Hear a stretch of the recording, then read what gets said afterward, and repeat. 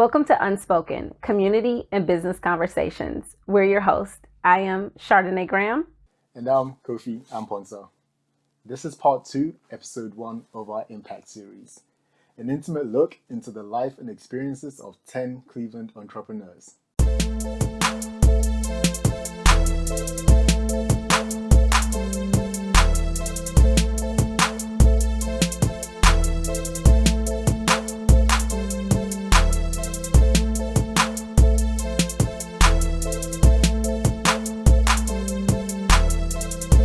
In part 1, these entrepreneurs shared their stories navigating socioeconomic and cultural barriers rooted in systemic racism. In this next segment, we discuss the value of Black businesses and why there tends to be a lack of trust or sense of worth amongst Black and white people. Additionally, we explore the story of Tulsa, Oklahoma, the once Black Mecca known as Black Wall Street, that was burned down and massacred, all because a Black man was accused of assaulting a white woman. I believe that Black people undervalue Black business because of the perception, the norms that society tells us that Black business can't be as legitimate as a white-led business or prime example, Black Panther was one of the biggest films of the decade, right? And before that happened, there was doubts in the industry that a black film could like strike gold globally. Like maybe here in the US, but there's no way that a Black film or a film with predominantly Black cast can raise those kind of numbers globally. And so, obviously we shattered that down when it finally happened. But at the same time, it's been years of that. Why? Because of white supremacy. And so because of that, that's why it's, at the same time, we value an Academy Award or a Grammy more than a Soul Train Award or a BET Award. Because it's gilded, it's the standard. I think the reason that Black people undervalue Black businesses is because sometimes we have different expectations of each other. Again, I believe that we're taught that we have to do twice as much to be half as good. And so when we walk into another Black business and another establishment, we are looking and holding each other under that same microscope that the majority community holds us under. And so rather than say, I've been into several white establishments where they're grungy and don't look clean and people come back every single day. If the same business is owned by a Black person, all of a sudden people are like, there's no way, like, I can't believe they're doing this. And so I think what we have to do is we have to give each other the same amount of grace that we want to receive. And we have to be willing to have just as many passes as we do to Target or any other establishment when we go in and we wait in line and the person is rude, but we keep going back. And I don't expect, Black-owned businesses to be perfect. I think we should do a better job of providing positive feedback to each other and that, critical feedback when necessary. And instead of marching with our dollars, try and understand if that business owner maybe is overwhelmed. Oftentimes, we're the cook, we're the cleaning staff, we're the marketing person, we're the CFO, we're HR. And so we just don't even have time to dedicate the things that we need to becoming more sophisticated. Black hasn't always been sort of this mantra that we see it now. Like when you have a lot of different representation that's happening now, whether it's in media, you got Black is King, you have people making songs that are really about Black empowerment. You see Black producers, directors, you see more of those stories being told. But that's not what it was when we grew up. We were always sort of around this thing that white is better. White is cleaner.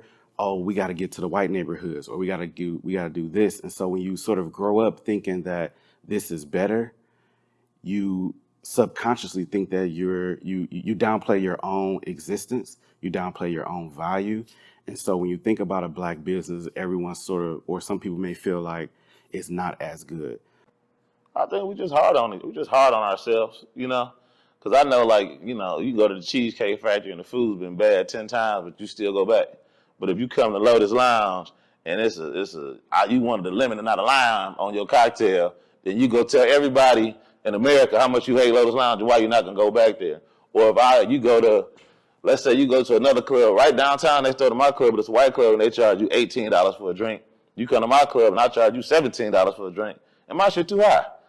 Like, you know what I mean? It's just like, I think we just extra hard on each other, which I don't think we need to be. I think, and the only way for the African American community to really grow and businesses to grow is obviously by African Americans spending in these businesses, right?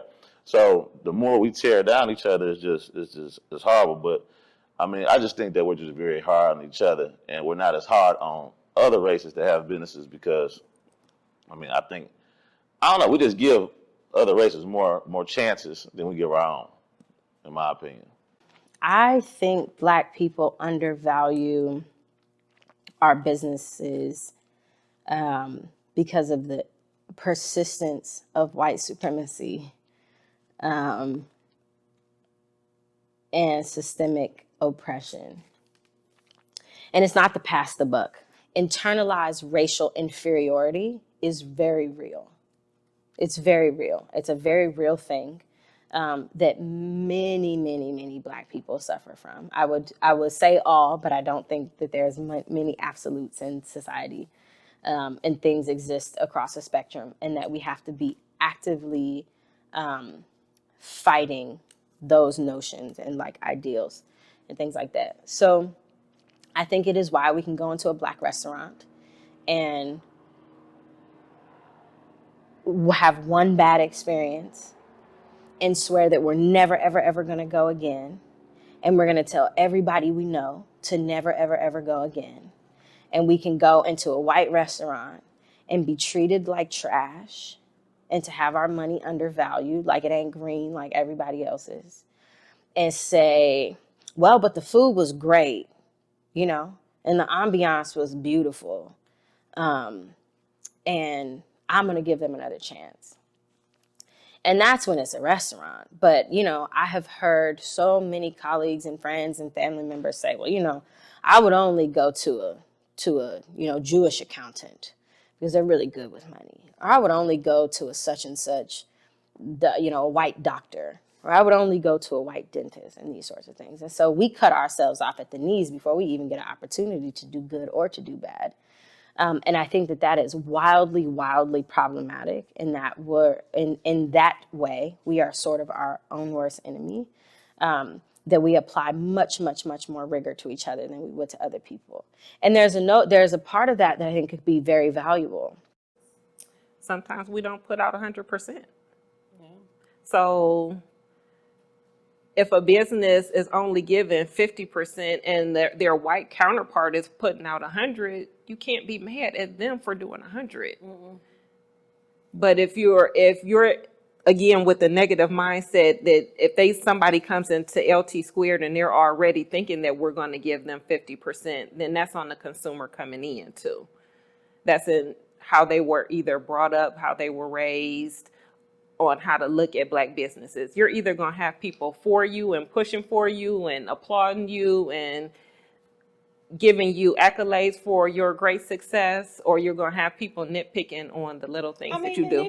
If your business is 50%, take their criticism and be for improvement and get better. Mm-hmm. Get better. Mm-hmm. What's wrong with that? Mm-hmm. Our unity or us working together is combated by nonstop videos of Black men, Black women being killed. You can almost call it like, it's almost like fetishizing Black death. And the more that you fetishize that, or the more that you witness that, the more you believe that that's what your worth is. So what's the point of me thinking like I could have my own business, or we could have our own town or our own infrastructure, if 90% of the shit that I see or ingest is Black death?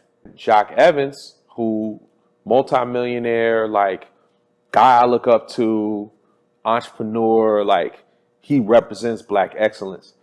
And I've had conversations with other Black people about him, and they're like, what else is he doing? He can't just be doing alcohol. Like, there has to be something else.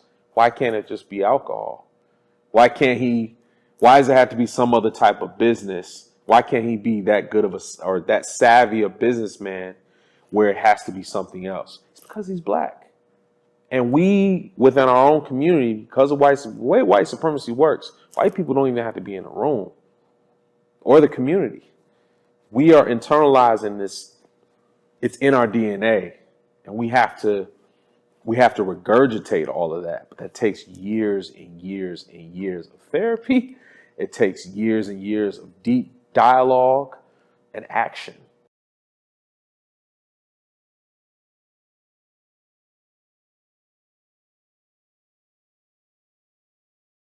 We have been socialized to believe that white is right, and that is what our conditioning dictates. And so subconsciously, how we react to anything is what was taught to us from birth. Before we start to rationalize or deviate or check our thought processes, the first reaction or the first thought that comes into our mind is what we have been socialized to think and believe. And so if that is the case, then off top, we get a bad taste in our mouth about it being a black business. Off top, because that's just what our socialization has been. The other part to that is, let's not have it lost upon us that black businesses do struggle around customer service, products, and being able to distribute or have enough manpower to make the operations work. But that's also because we have less experience in doing so. So we have great ideas and the best of intentions to get into these businesses to provide services or products, or even good customer service to make money, which is not a bad thing. This is a capitalist society, right? I think the biggest area of improvement needed for Black-owned businesses is understanding what capitalism actually is. Many of us go into business for a variety of reasons. Sometimes because we have hit that glass ceiling in corporate America, in terms of promotion, we're working our butt off. We're not getting, the kind of pay and promotions that we deserve. Some is just the microaggressions. We deal with so much and the stress. It's just, even if we're promoted and we're at the positions, it gets to the place where it's like, I just can't keep dealing with this anymore. And sometimes it's actually that curiosity and that idea, you identify some sort of problem that you want to solve. But sometimes it's really just a glorified side hustle. We've always been told we're kind of good at something, and so we start to do it, and then it evolves, and we find ourselves deep into this rabbit hole of being a business owner without taking a step back to say, there's a certain system and a way that people conduct and exchange business.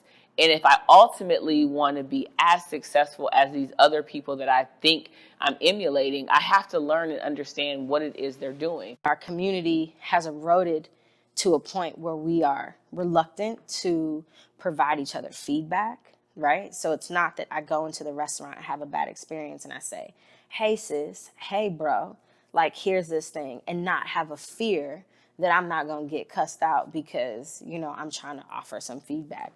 And I think there's things that need to be checked on both sides. If I approach a business owner and say this was, then I should expect a negative response. But if that is done in a place of love and in a place of respect, like we often do with other people, if you could get to the owner of Applebee's or the general manager of Applebee's, maybe you're going to pop off and maybe you're not.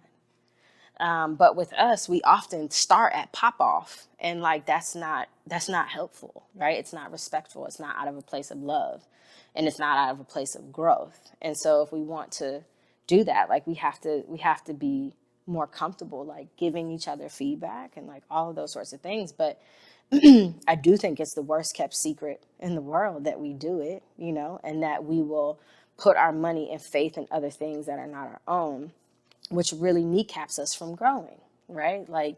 And it forces very unfortunate decisions on Black businesses especially, because then we start to adopt the mentality that says, well, in order for me to be successful, I have to be doing business with white people exclusively or mostly. For Black-owned business, I think we need order. People take my order as she's too much or she's too mean or she's too... If I was white, would I be mean or would I just be organized? You know what I mean? So I think there's a problem with a Black woman having order in her business, but look how long I've lasted. You have to start with order, and it has to make sense. So you got to keep order in your organization, pay your bills on time, and take care of your business, essentially. Just have order. If we have order, it'll work, and be professional. We have to have people that are willing to invest that capital, whether it's training, whether it's different things around being able to say whether... Sometimes we get this bad rep of like bad customer service. And so being able to position businesses to where, yeah, you're doing this business for the first time, you may not know all the answers, but here are some things that you could tap into to say, okay, how can I improve my business? Because sometimes we may have businesses, and this is even across the board, like white, Black, whatever, business plans. Like what are your sort of longevity plans as opposed to saying, okay, I'm just gonna do this and then whatever happens, happens. Like, no, we have to have that plan so that way that whatever happens, it's not the business closing. It's not the business not receiving support that is needed from us. Like, we have to be willing to walk in those doors of the Black businesses. My number one would be customer service, like I say. And then I would also say education on the field that you're in. Some people will just start a business because it looks fun. Yeah, jump out there on a dream. Yeah. And it's okay to jump out on a dream, but do your research. Know what field you're going into. Know the market. Know the customer base. Know the fields of the up season and the down season. Do your research. Don't. But a lot of great Blacks grew up in white corporations, so they saw the example that they're supposed to offer, the community. I mean, Glean from that. Yeah. You start up a business, right? You're everything, right? You're the secretary, you're the accountant, you're this, you're that, you're this, you're that, right? So I think what we could do better is obviously set up a team format, because a lot of times you start a business, you start it by yourself, but if you set up a team format, put the plan together, and if the team follows the plan, the business can pretty much flourish for the most part, right? But you got to stick to the plan, stick to the script, and get partners, I would say, that could that are experts in different fields and different sides of the fence. So, like Saddler Enterprise for the most part, right? One of my best friends from growing up, he's my CPA, but Eric's the accountant. Brittany, she does all the events and all the managing of, everything that we got going on. We got another person that looks up everything, another person that handles the wine, but it's a situation where obviously we've grown to the point now we're able to pay, but in the beginning, you still got to have folks that believe, and the team aspect of everything, I think that's probably where we lack the most of. And really just following the plan and just be ready to expand, when it's time to expand. Don't expand too fast, but be ready to expand and take it to the next level. Because, I mean, the whole point is to, to go international, right, with your business. So, how do we get there? What are the plans? What are the steps we need to take to get there? And who do we need to have on the team? So I would think it's, that team aspect of things. In the infamous speech, How to Make African Americans Slaves for 1,000 Years, Willie Lynch, a British West Indies slave master, describes ways to control the Black slave population by pitting them against each other. His methods included pitting light skin against dark skin, turning men and women against each other, and the young against the old. Lynch insisted that by sowing distrust and rivalries amongst slaves, that they would become easier for white men to dominate because they wouldn't trust each other enough to unite and rebel. Some historians say this isn't true and say it's not actually, a real story, which I disagree. So you don't need to have this letter actually be, real from the person, but the ideology that they've put into people's minds, it's there. Yeah. Now, this has been here since colonial times. It's been here since slavery. It's been here since, people fighting for independence, civil rights. the thought and the idea that's been planted, it's a disease. White supremacy. Right? It's a disease that's been planted into the minds of Black people. Now, I'm from Ghana, and we Africans in general, we have a lot of problems. West Africans might get along together, but Southern Africa might not. So depending on the area, we do have problems. And this is because there is some kind of complex that's been put in our minds, and it's eaten away at the souls of people. I think the reason that you don't have another Tulsa or any other place like that is, number one, most of us don't know our history. Those types of things are not taught to us in school. And so what we do is we often emulate what we see. The reason that you have so many individuals who think about athletics and entertainment as a way to achieve wealth is because that's what we're bombarded with. We're not bombarded with the images of entrepreneurs who own blocks and who own lots of retail, who own lots of real estate. And so I do think that if we were to organize ourselves, we could replicate what we saw in the past. It does take for us to trust each other. And I think that, we have been taught not to trust each other because there was this time in our society, I think if you look at at the height of the civil rights movement and immediately after, where we had tokenism, where there was only going to be space for one Black person. So what we have found ourselves doing is getting into roles and positions and access to resources and being really tight and guarded about who we let in, because we've been trained to think and believe that if I let somebody else into my space, that they're going to find a way to wipe me out.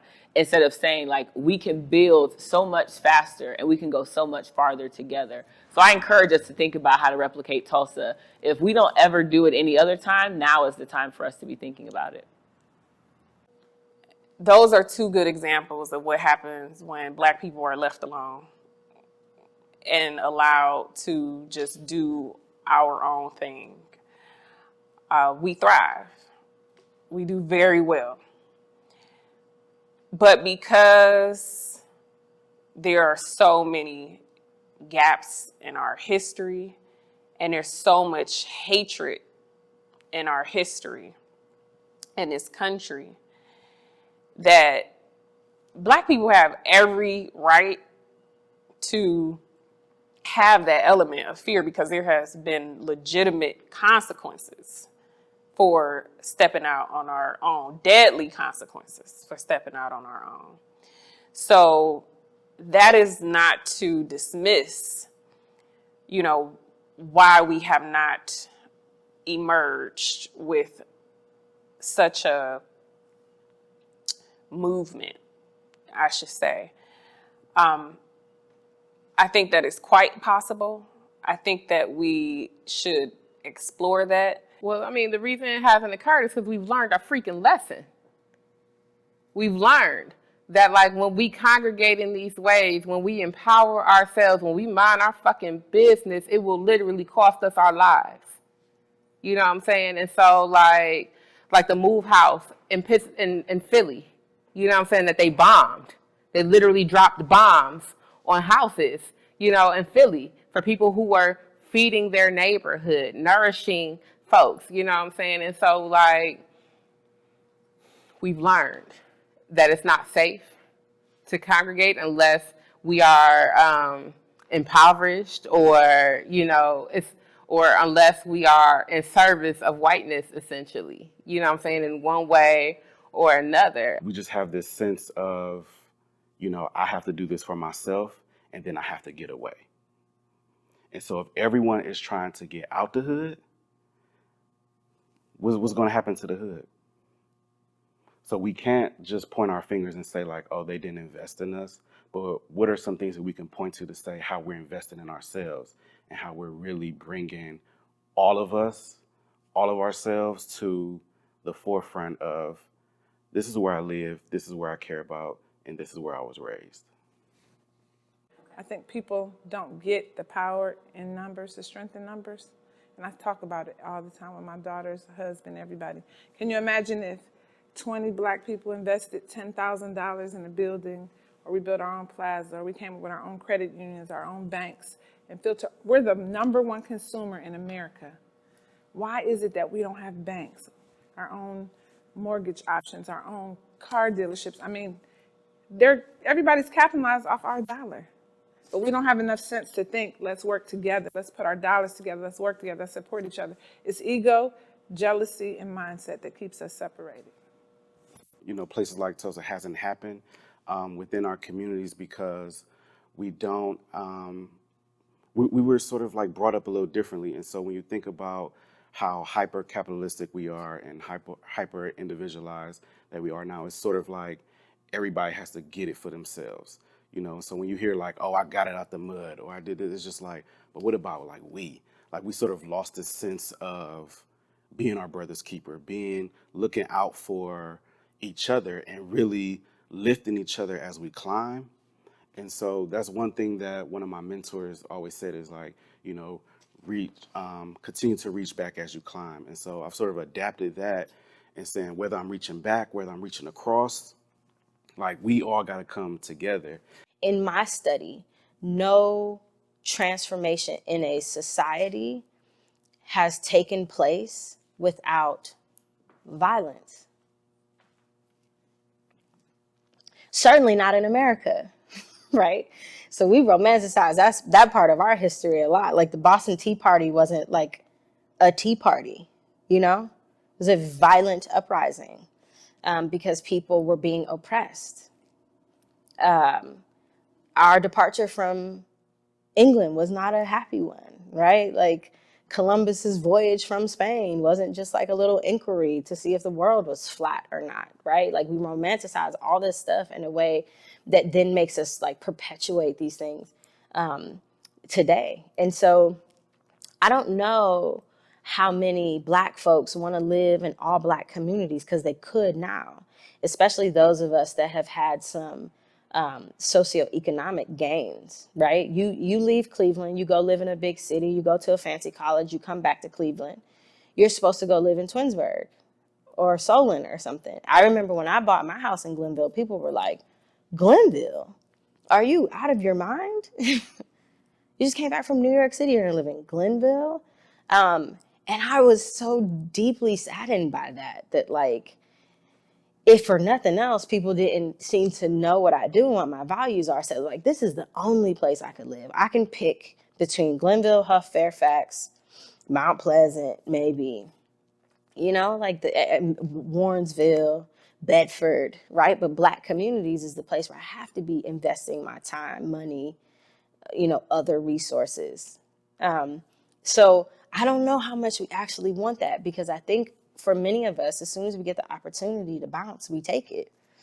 So you don't get to Tulsa if you're not actually practicing cooperative economics, if you're not willing to provide useful critiques to your peers, right? Like you can't get to that sort of thing. And if you're not ready with the plan of action when somebody tries to take it out, like they did in both of those cases, right? If you're not willing to defend your land and your property, if you're not willing to have a conversation about guns, and it's not a comfortable one for me. I don't like guns. I don't like that idea of violence. But I know that it's a part of like life and society. So if we were to get a thing that we know is going to be contested in one way or another, we also have to have the plan for what we do when that happens. So I think that that's what makes those things challenging, not inconceivable, but like challenging for sure.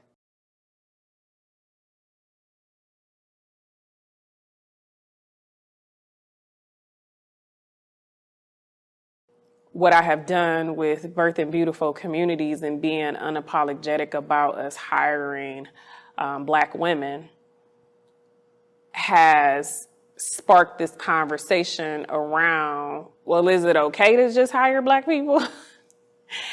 And my question is, yes, it is, because we have some generations of things that we did not receive and get that are still justly due to us. And if this is my form of reparations that I can give to my people, then that's what I'm gonna do, because those are my people. And I don't fault any other culture for feeling the same way.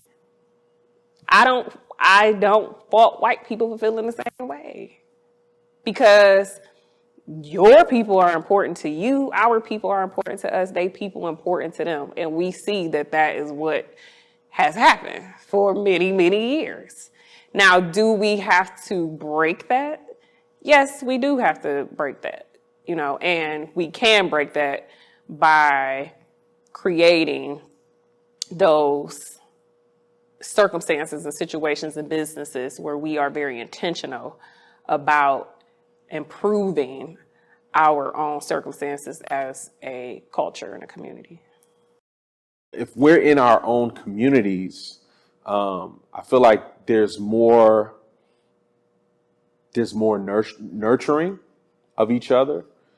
I feel like in that situation, we might help each other out more, might be less judgmental.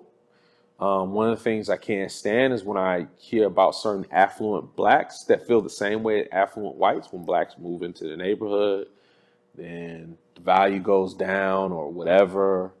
And it's like, if you haven't lived in a black neighborhood, you can't really speak on. Like a lot of times I intentionally drive down Woodland just to be like humbled. Like, yo, this is black life. Whether or not it's poverty or affluence, this is black life. And I think that there's a lot of black people who may have even had the same upbringing as me that don't know what that feels like to be in an all black neighborhood, all black community.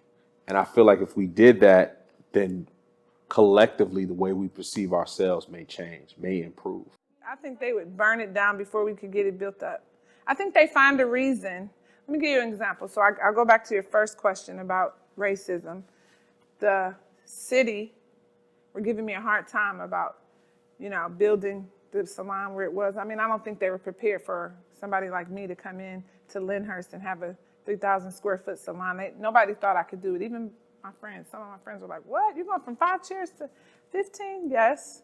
But if you believe you can do it, you can do it. But I think as white people, they see us only in a certain light. But of course they do, because the media portrays us in only negative light.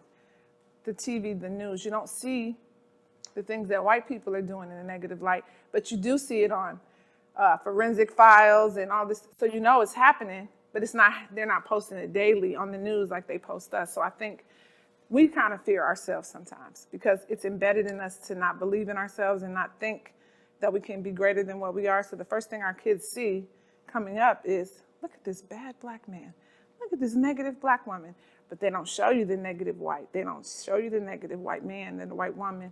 So I think it's like embedded so deep. Even in white people that don't want to be racist, but they're fearful because of what they see. They see it so much. So I think we have to start with education because we're not in the textbooks. And then we have to start with the news, control our own news. If we posted all the stuff white folks did on a regular basis, who would we be fearing? Kristen and Edith's comments, I think, shedded light on a whole other challenge, which we experienced with just the making of this film, trying to find facts and historical references to even validate some of these experiences. And we know these things happen, yet again, so much of our history is hard to find, and you can't help but wonder how much of it has just been lost. You're totally right. And it's time for us to start documenting our own. In our next episode, our entrepreneurs are going to talk about how black businesses can work together. Remember to like, share, comment, and subscribe. Stay tuned for part 2, episode 2, same time next Sunday. This is Unspoken.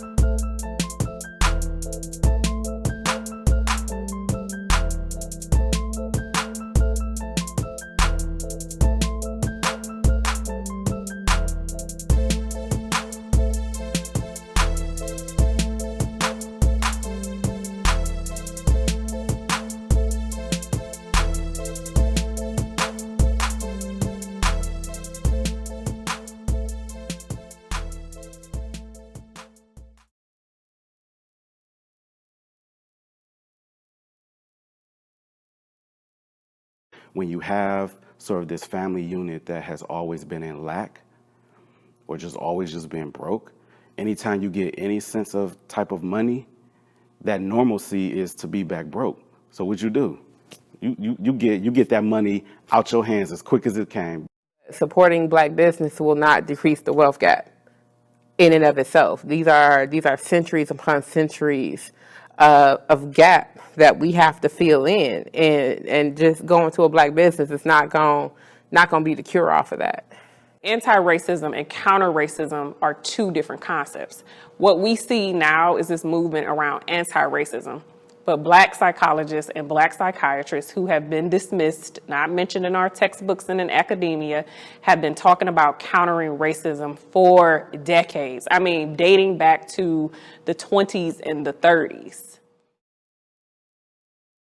I would think they will first need to educate their white peers Okay.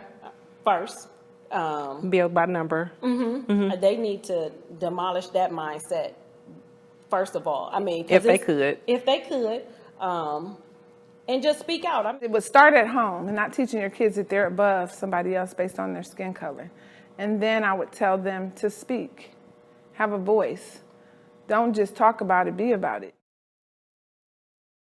Don't let anyone else ever tell you who you are. You determine and dictate who you are. On the continent, the people who are the economists are us, the chemists are us, the engineers are us, the agriculturalists are us. So we don't have to believe that we can't have those roles simply because we're in the United States. Because it's very hard to run a business or to even grow a business without a team. You just got to make sure you got a solid team. We have to give each other much more grace, and we have to be unafraid to partner and to collaborate and to call out when something doesn't go right so we can get better.